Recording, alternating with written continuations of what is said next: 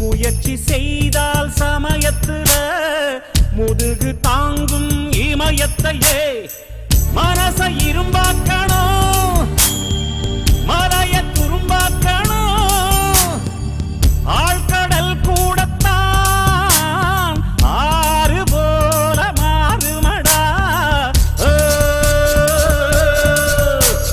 பத்தி குச்சி பத்திக்காதுடா யாரும் வந்து வர சரவரையில பம்பு தந்து வச்சுக்காதடா